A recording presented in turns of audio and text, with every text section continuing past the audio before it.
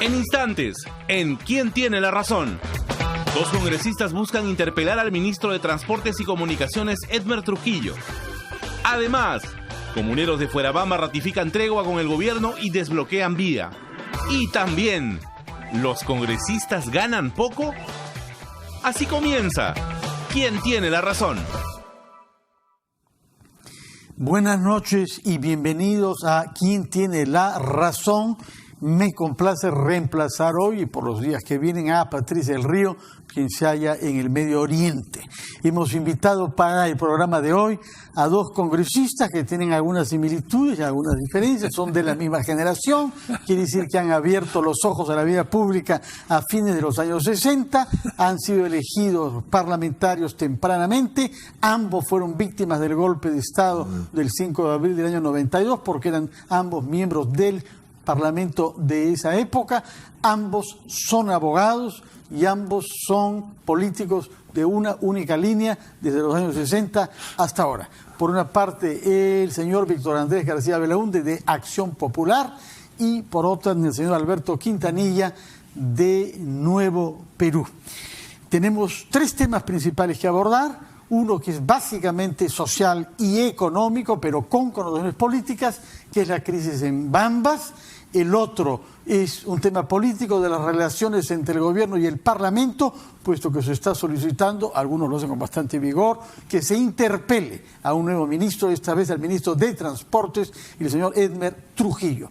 Y finalmente un tema judicial con fuertes connotaciones políticas, que es el caso del ex fiscal de la Nación, Chávarri. Comenzamos por el tema parlamentario, puesto que está en cuestión una interpelación al ministro, como hemos dicho, de Transportes, sobre el cual pesan muchas críticas. Esta solicitud ha sido formulada por usted, pero no está solo, me parece. Hay también congresistas de otras corrientes políticas que quieren interrogarlo con severidad y rigor. Señor García Belaúnde, ¿por qué? ¿Qué tal? Buenas noches. Buenas noches. Fernando, buenas noches a mi colega de antaño, digamos, ¿no? Bueno, sí, yo creo que es fundamental, o sea, es un ministro... Hay una caricatura del día de hoy que es estupenda, que lo pinta de cuerpo entero, ¿no? El pequeñito en una gran silla y dice, este ministerio es muy grande, ¿no? Algo así para mí, ¿no? Y bueno, y él mismo lo ha dicho, pues que es un ministerio muy grande y que no puede estar en todas partes y no puede conocer todos los ministerios. Yo creo que es un ministerio muy grande y de mucho presupuesto. Y él ha cometido, a mi modo de ver, muchísimos errores, ¿no? En primer lugar, ha dado más de 100 licencias para funcionamiento de terminales. Está publicado el día en uno de los diarios de la capital. Luego, él...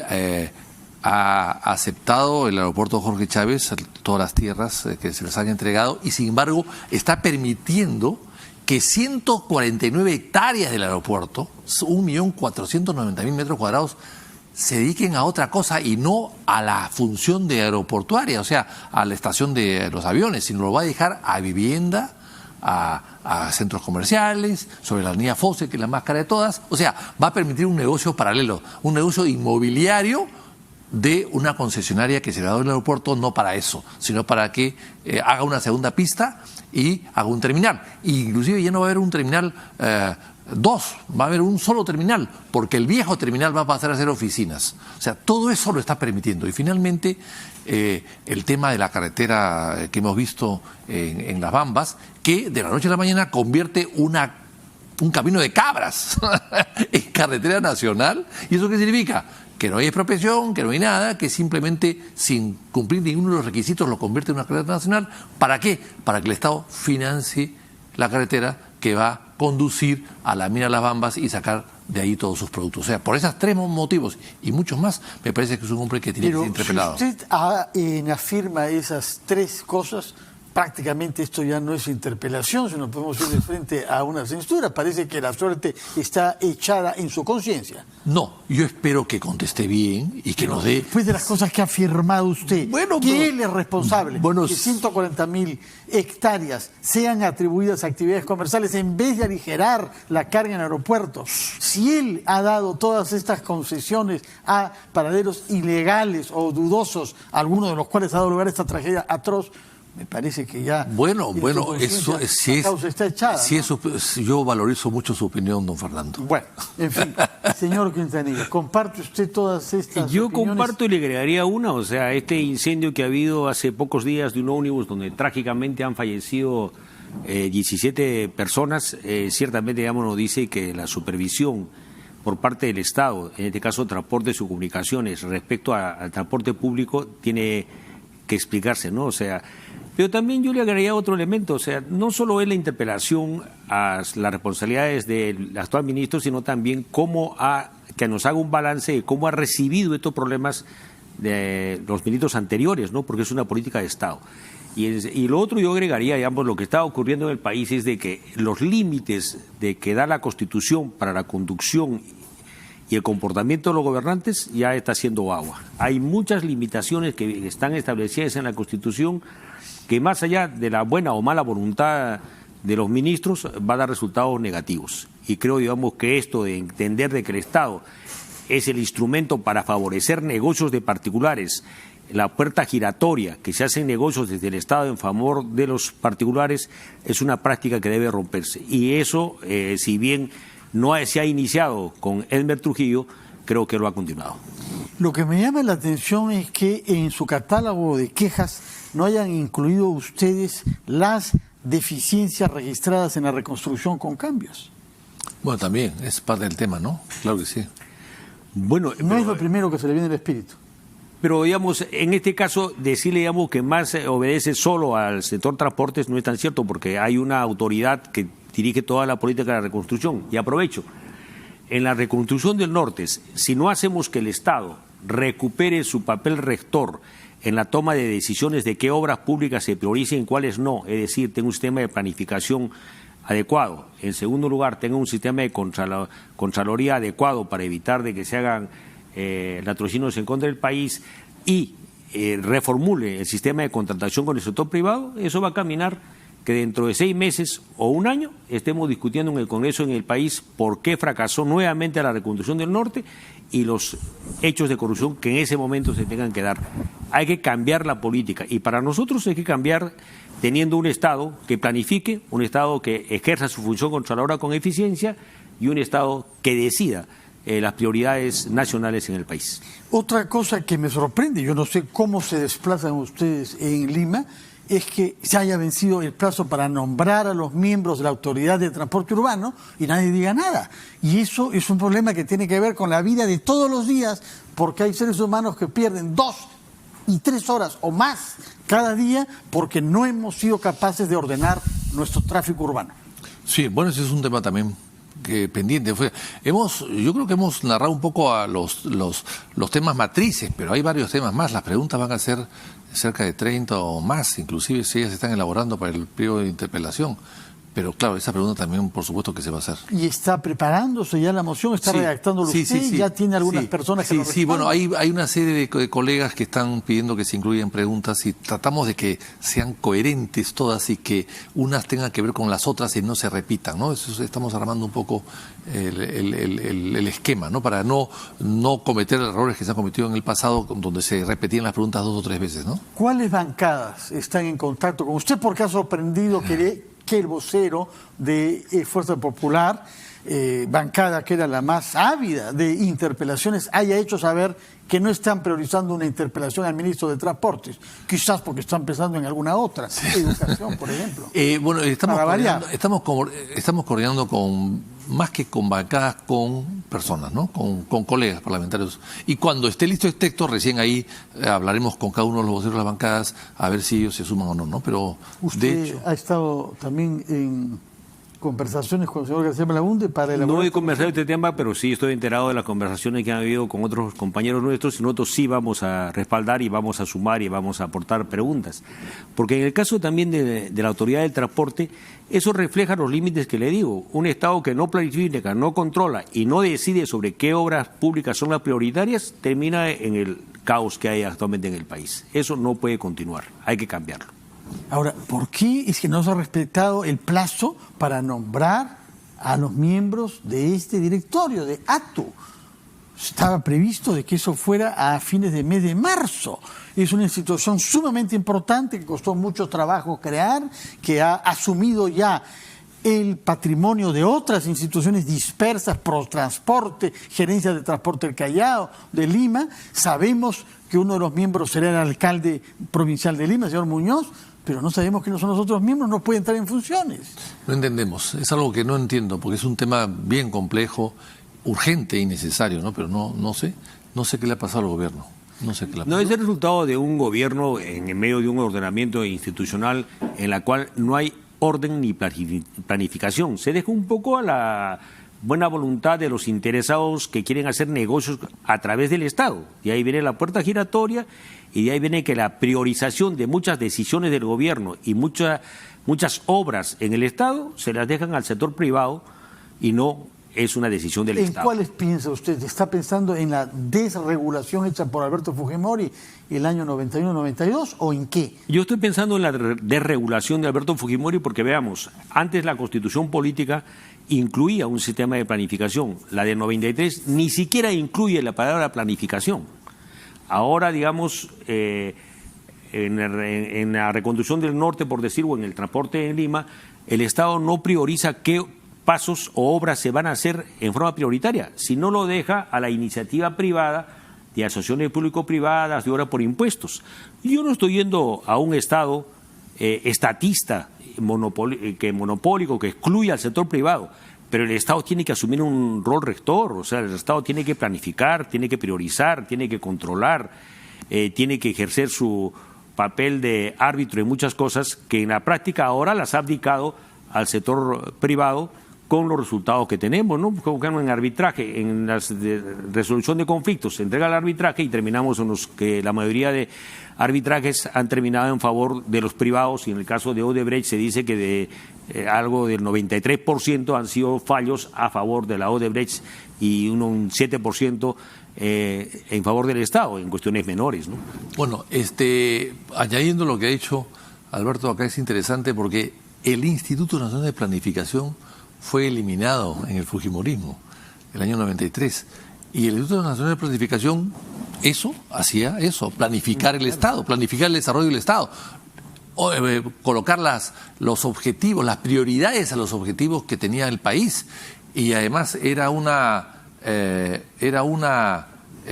instituto donde además tenía la ventaja de que era un banco de datos y de proyectos. O sea, uno quería hacer un proyecto para el norte o el sur y iba ahí y había proyectos que se habían hecho en el pasado, había que actualizarlos, pero estaban allí. O sea, era casi la memoria del país. Eso se destruyó. Pero hay un CEPLAN ahora que lo ha reemplazado. Sí, pero lo que pasa es que no sabemos si se le hace mucho caso o no. Exactamente. Y tienen su plan para el Bicentenario, además, y tienen su plan de la... Claro, pero ha habido un hueco entre el INP y el CEPLAN, un hueco muy grande que no se ha cubierto, que lo ha cubierto Odebrecht. Odebrecht es el que planificaba las cosas que había que hacer y le vendía la idea al gobierno de que había que hacer esta carretera o la otra, o una irrigación o una hidroeléctrica. Entonces ese es el problema. Ese plan yo creo que está bastante disminuido al lado del famoso INP, ¿no? El INP viejo y tradicional que había, ¿no? Ahora, ¿qué es lo que ha pasado con el señor Tubino?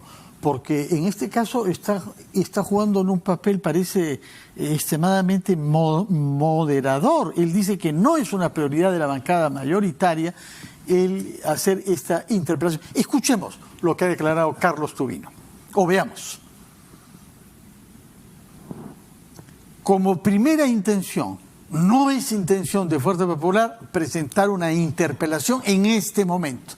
Es un poco matizado, sí, pero está claro, ¿no?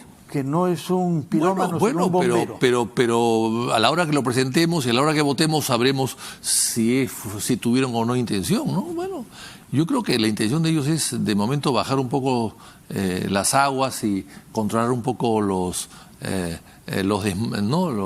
los excesos que puedan haber. Yo creo que están en una etapa de conciliación con todos. En fin, pero el tema del ministro de Transporte está ahí a la mano. Las metidas de patas son muy grandes y creo que no se pueden dejar de pasar, ¿no? Lo que más lo ha motivado a lanzarse en la búsqueda de esta moción son los terrapuertos informales con el incendio. 17 muertos.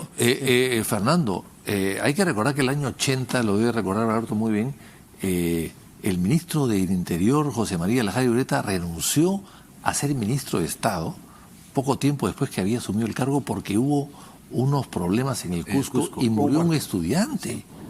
O sea, los ministros asumían sus responsabilidades y se iban. Aquí no.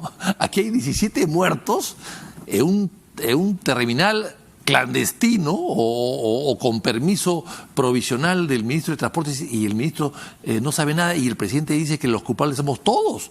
No sé si usted... Dijo inicialmente, ya no creo que no lo repetió. Pero ¿qué culpable es RPP, por ejemplo, lo que pasaba allí? ¿Qué culpables somos nosotros? Bueno, nosotros alguna responsabilidad podemos tener, pero los periodistas... Sí, lo que quiso decir es que son todas las autoridades, municipales, ministeriales, Sutran, y al mismo tiempo los ciudadanos que compran boletos sabiendo que son ilegales y lo hacen en sitios como en la calle misma, que se sabe, por ahorrar algo, tenemos la mala costumbre de priorizarlo informal, ¿o no, señor Quintanilla?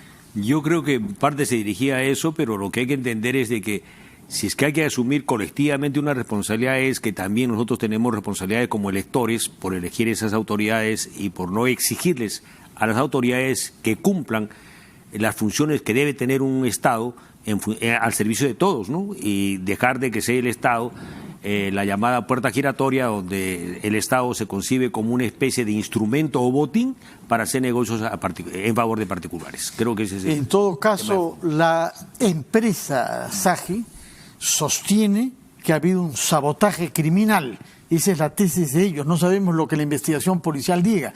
Y esa afirmación está conectada con el rumor de que esta empresa no quería pagar cupos a traficantes que permitían partir o no a los buses de estos lugares. Mira, pero eso me hace recordar a un famoso caso que hubo donde una persona X incendió su casa en los Estados Unidos y le echó la culpa a Sendero Luminoso para cobrar el seguro. O sea, no pues.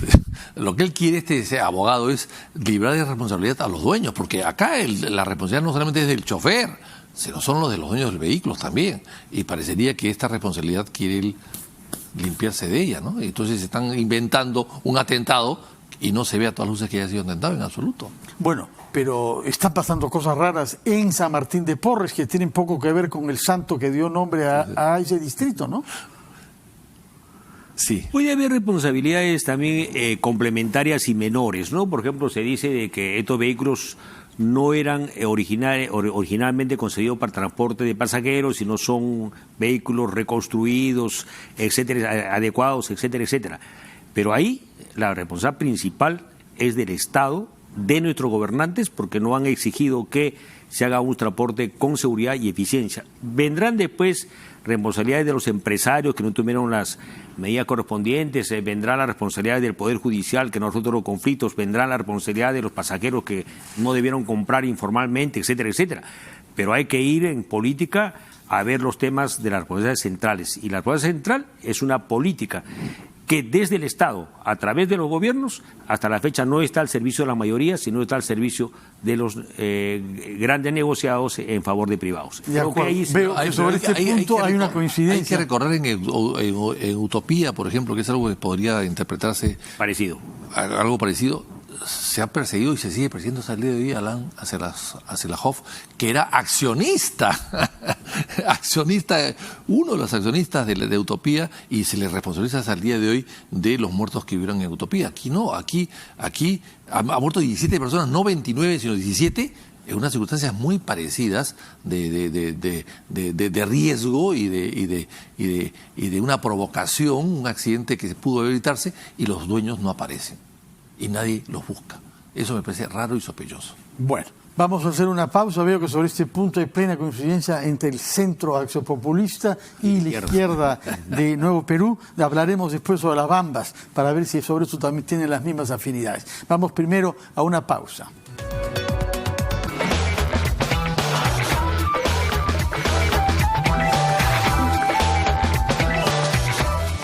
Esto es Quien Tiene la Razón y estamos con los congresistas Víctor Andrés García Belaúnde y Alberto Quintanilla de Acción Popular y de Nuevo Perú. Estamos en un compás de espera hasta el día jueves.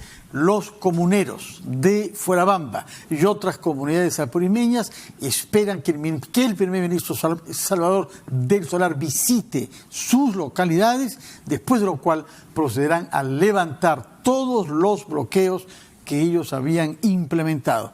Por su parte, el ministro del Interior, Carlos Morán, ha dicho hoy que el gobierno levantará el estado de emergencia que se mantiene desde hace bastante tiempo en el llamado corredor minero en cuanto se constate que no hay más bloqueos de carreteras. En este contexto ha llamado la atención las declaraciones formuladas por el presidente del Congreso, Daniel Salaverry, crítico frente al gobierno y cuestionando que haya aceptado dialogar mientras el bloqueo se mantenía. Y veamos primero lo que dijo hoy uno de los dirigentes de la comunidad concernida en Apurímac. Nuestros hermanos del distrito de Chalhuacho de la provincia de Cochabamba, región Apurímac, ya no confía en el Estado, tampoco en la empresa.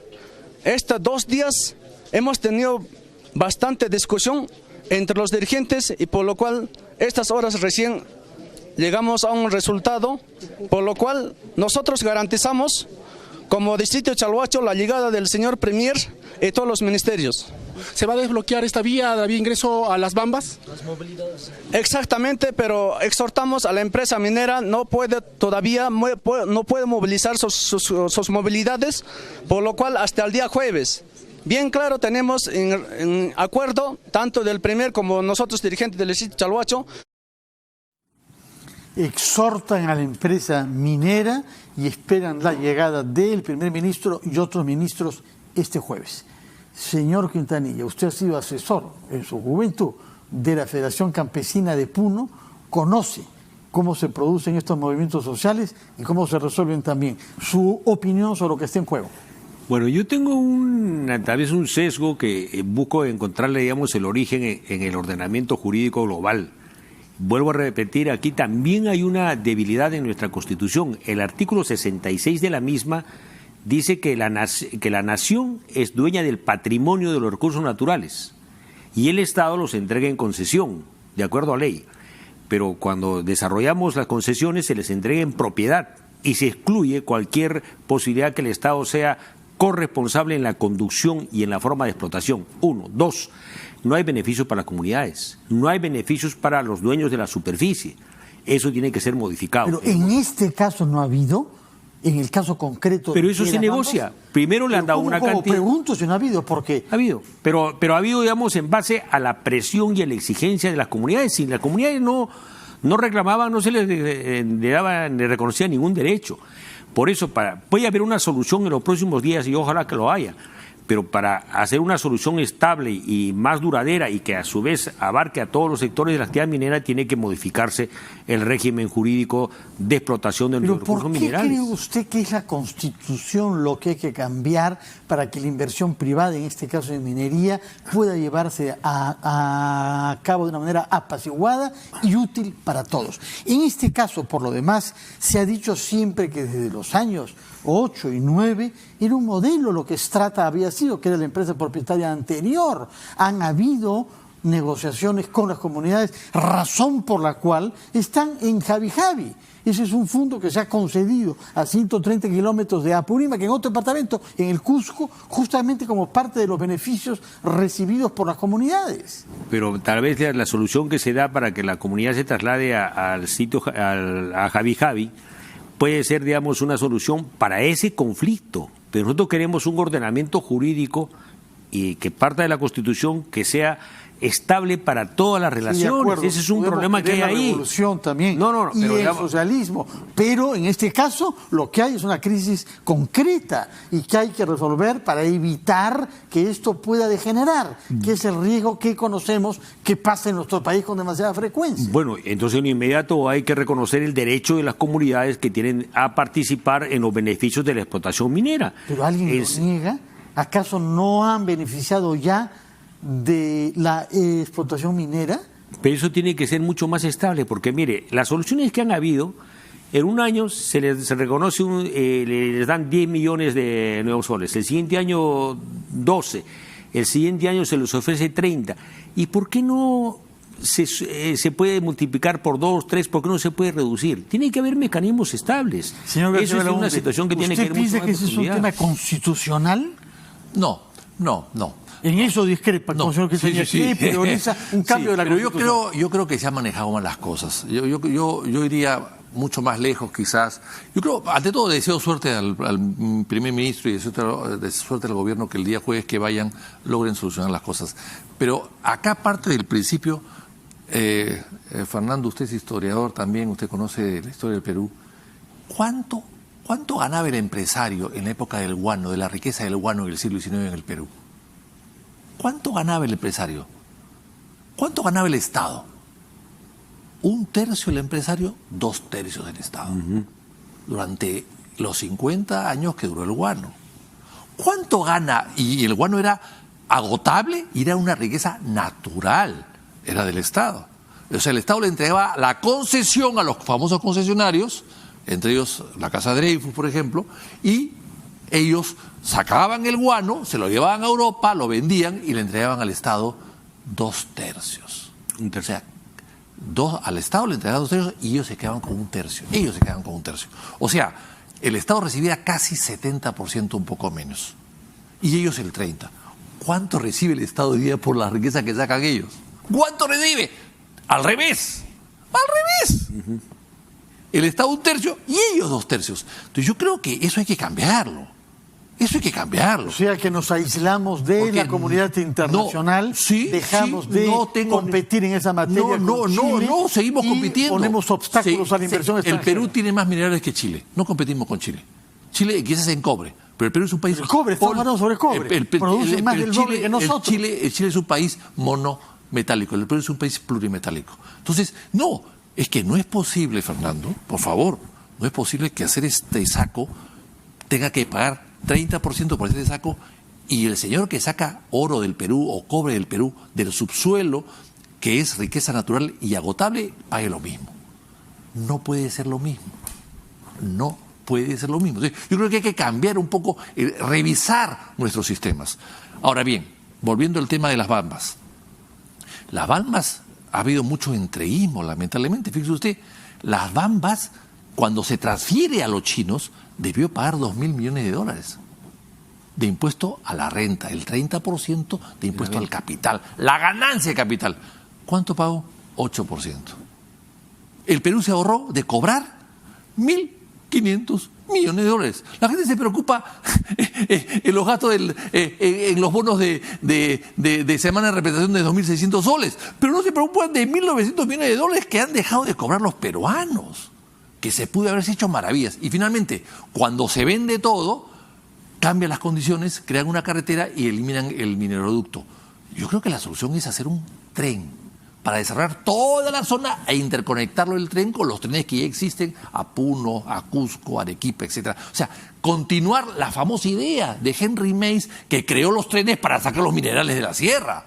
Pues ese es un proyecto del siglo XIX que está hoy día frustrado o digamos detenido. Entonces yo creo que hay que gastar algo de dinero. No puede haber 400 camiones que pasen todos los días por la puerta de tu casa, que van a ser 800, porque se va a duplicar la producción. O sea, cada minuto y medio por día va a pasar un camión con 45 toneladas cargando tierra, porque el concentrado es tierra finalmente. Entonces yo creo que hay que buscar una solución integral y a futuro. Bueno, el señor Quintanilla propone un cambio de la Constitución, hizo una vuelta al régimen del siglo XIX, pero yo quería que hablen sobre lo que está en curso ahora. ¿Ha hecho bien el gobierno negociar? ¿Podemos esperar razonablemente que el jueves estemos ante una solución? Dejando pendientes los temas de fondo, modelos de largo plazo y largo aliento. Pero yo espero que tengan éxito y los deseo éxito. Creo que efectivamente han podido negociar bajo otras condiciones y negociar allá, más allá que acá. Pero en todo caso, deseo que tengan suerte. Yo creo que está haciendo muy bien en negociar e ir allá y escucharlos, y entendamos que los reclamos de los comuneros de toda la zona de Las Bambas, Fuerabamba, ese reclamo de todos los peruanos. Así como ellos se sienten excluidos de los beneficios, los peruanos debíamos sentirnos excluidos de la forma como se explotan los recursos en la actualidad. Y cuando uno se plantea la modificación, nadie está planteando en que los privados se vayan. Y no se van a ir. Si a un privado le dicen, ¿usted quiere ganar 80% o quiere tener 20%? Le va a decir siempre 80%. Pero si se negocia y se llega a un punto intermedio más razonable, van a aceptar también, porque al fin y al cabo lo que quiere el empresario es ganar y tener utilidades, y no estamos cuestionando de que tenga ellas, pero que tenga mucho más razonables y que comparta con el Perú. Antes de que venza el tiempo, quería preguntarle sobre otro tema. Hoy se han reconstruido las circunstancias del deslacrado ilegal que se hizo en las oficinas fiscales a principios de año. ¿Por qué en el factor Chávarri polarizó tanto nuestro país? Naturalmente esto en el contexto de una investigación judicial importantísima, la de Lava Jato, en la que requeríamos una fiscalía severa y plural, con todos el mismo rigor. Pero estamos ante un país excesivamente polarizado. ¿Y por qué Chávarri se volvió un factor que agravó esta polarización? Porque hay una concepción que tiene, en mi opinión, las fuerzas que tienen predominio tienen en los últimos años predominio político, es que conciben la política como la derrota al adversario y no como la necesidad de buscar acuerdos con el adversario. Nosotros planteamos que la política debe buscar acuerdos con el adversario y no partir como punto primero la derrota y liquidación. ¿Y eso qué cosa quiere decir? ¿Que la Fiscalía ha sido concebida como una fuerza, como un arma contra el adversario? Ha sido un instrumento. Ciertamente Chávarri ha sometido a la Fiscalía, que es parte de unos poderes del Estado, es autónoma constitucionalmente, al servicio, digamos, de las aspiraciones que tenía el fujimorismo de que no se actuaran y conocieran las pruebas que podían incriminar a sus dirigentes. Creo que la coyuntura política en los últimos par de años está asignada por ese temor que tienen los dirigentes de Fuerza Popular y algunos dirigentes del APRA de que se actúen las pruebas que corroboren las sospechas que tienen la mayoría de los peruanos, que ellos son culpables de corrupción en esos hechos. Señor García Belaúnde, su punto de vista. Yo creo que lo que ha salido hoy día, ¿no? Me parece que es importantísimo para una revisión de la acusación que se ha hecho, ¿no? Me parece que es fundamental. ¿Qué es lo que ha salido ahora? Explíquelos a nuestros televidentes. Ha salido una información sobre cómo fue todo el deslacrado de la oficina, ¿no? Y por lo tanto, si es así, yo creo que es una información adicional a la que ha estado circulando antes y por lo tanto podría servir perfectamente bien para presentar una denuncia o pedir la reconciliación de la denuncia añadiendo estos tipos de elementos nuevos y poderla procesar. Porque el argumento que se usó para no levantar la inmunidad y para no proceder a hacer una acusación constitucional contra Chávarri es que este procedimiento fiscal no tenía un fundamento porque era un fiscal inferior que se había arrogado el derecho de investigar a un fiscal supremo. Por eso mismo, lo que ha salido hoy día, según parece, es clarísimo y por tanto me parece que esto desvirtúa un poco. No sé si desvirtúa, pero en todo caso añade un elemento adicional. ¿Usted sería partidario de que la comisión que decidió archivar el caso Chávarri en este aspecto, hay otros pendientes? Es que acá hay dos. Se ha revisado. Acá hay dos soluciones. O se revisa en la segunda instancia, que es la comisión permanente, que puede revisarlo, o se presenta una nueva denuncia más completa, ¿no? En fin, tendrá que. Yo creo que Tomlin tiene que revisarse y corregirse. Y tiene que finalmente autorizarse el levantamiento de la inmunidad y el pase a la acusación constitucional.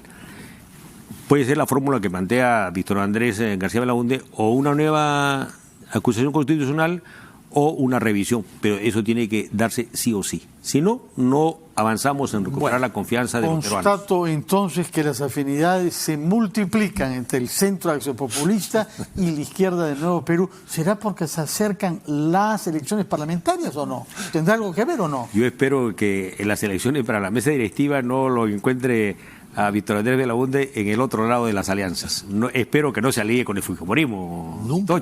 No lo he hecho antes, no lo voy a hacer ahora. Espero que no. Gracias. Antes de que se vayan, quisiera que vean con nosotros una plaqueta que da cuenta de una situación de agresión a una, pero es urgente, dice el Ministerio Público. Abrió 30 días de investigación fiscal a Luis Daveloa, lengua por el presunto delito de violencia psicológica en agravio de su expareja. Es un tema doloroso, tiene que ver con la vida de las parejas y con un periodista conocido en nuestro medio. Sobre su caso, como sobre todo el resto, lo que queremos es que haya una justicia independiente, profesional y rigurosa. Muchas gracias por su presencia, señores congresistas. Tienen pleno mañana y tienen pleno pasado mañana. Daremos seguimiento a su actitud durante esos dos plenos. Muchas gracias por estar acá. Vamos a